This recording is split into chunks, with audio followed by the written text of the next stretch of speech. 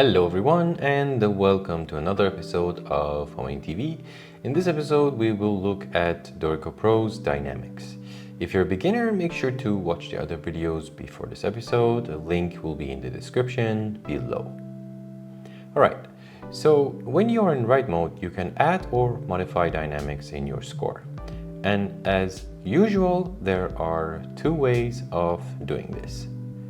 First is that you can initiate the popover box for dynamics using Shift D. So for example, I can choose this note.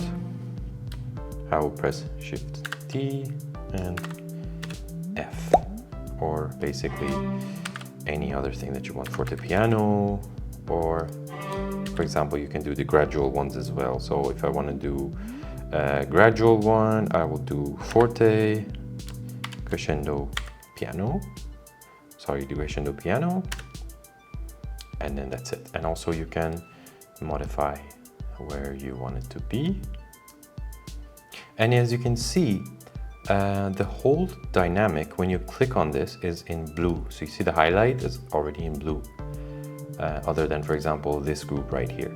It's because that when you initiate them together, Dorico sees them as a group. So for example, if I do forte and then I do a crescendo here, they're not blue, they're not highlighted blue, but this one is. And this means that they can be moved together, all right? And for example, if you want to avoid this, or if you just want to get rid of this grouping, you can right click on the score and go to dynamics and ungroup your dynamics. And they're now ungrouped. So if you moved one, the other one will not move with it. Let me undo this. And then also you can remove one dynamic marking from the group. So for example, I can say, hey, I just want this piano to be removed from the group. And I can just move it. And if I click here, you'll see that the other one is still blue. So you can still move these guys. And as also with everything else in Dorico, you can always use double click to change or modify things. You can also use these two buttons on your keyboard to immediately initiate a crescendo or decrescendo. So for example, I'll do this. I hold Shift and I press the button. And the other one, you can initiate the other crescendo, well, the crescendo and decrescendo. So that is all with the popover and just the keyboard shortcuts. The other way is to go to the right panel. Let's see, where's the dynamics? Yeah, here there's forte here. If you open it, you see four different groupings here. You have immediate dynamics, you have gradual dynamics, you have force intensity of attack, and combined dynamics. The first one is just a normal, the most typical thing in dynamics that you can use in Dorico, and also you can combine the dynamics markings here. So for example, you can say molto forte, and as you can see, it's already hung up from the cursor, and I just click it here. Or if you highlight somewhere and then go back again, molto, well, yeah, as you can see, it's not being triggered because first you need to say the dynamic. I'm going to say piano possibile. Yeah. And now it's there. And you have some other stuff.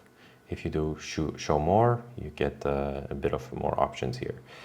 And then you have the gradual dynamics, which is quite self-explanatory. You have the mesati voce also here, which you can use, and the crescendo diminuendo. And then you have the forzando here, the whole force and intensity of the attack right here, and you can just use it as the same as with the other dynamic markings. And here you have the combined dynamics. So the typical one is fortepiano, right? So first hard and then soft, loud, soft. Then you can also modify it. So you can say, I want it to be forte, forte. So this, these buttons are for the first marking, and these two are for the second marking. So I'm going to say, okay, double forte to triple piano. And as you can see, I was clicking on these guys, so it's been already added. But let's just try it on this G here, and I'm gonna add it. Okay, now let's explore a little bit of the options in the column below. If I click on placement, you can change the placement of the dynamic. You can put it into a parenthesis. You can hide it, which I'll tell you why you can do this. And you have the ability to write a prefix and suffix here. So let's say prefix is, I'm going to just write pre, so you know what's happening here. Oop. As you can see, the pre is written before the piano, and the suffix is, let's write after. So pre-p after. All right. And let's check this one too. Then I will go back to the option that I told you. And this is the beat relative position. So you can modify it as you were where you want it to be. But now I don't know why it's not really acting correctly. I think it's because of this. Or maybe because it's the beginning of the... Yeah, it was because of the beginning of the bar, and it would just be invisible. And this is just a reference of where you want the dynamic marking to be, and this is the same. It's just alignment, and you can see it's very softly changing there. And now let me go back to this prefix and suffix thing.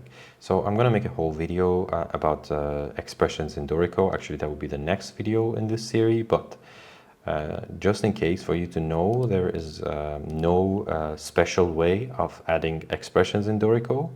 One is with text, and one is that you can add it with your dynamics. So for example, let's say I want to add a dolce here.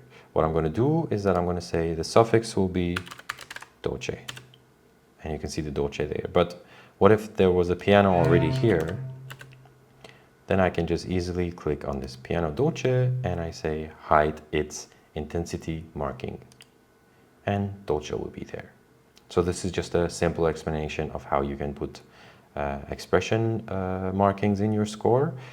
And you can also use the your Shift D popover. You can do the same. So I can say piano dolce. And then, as you can see, it's already being added here. But if you want to learn more about this expression stuff, make sure to subscribe and ring the bell dingy, because that will be the next episode of this series. And hope to see you soon, and take care. And I also hope that you enjoyed this video, by the way. And yep, thanks for being here. See you next time.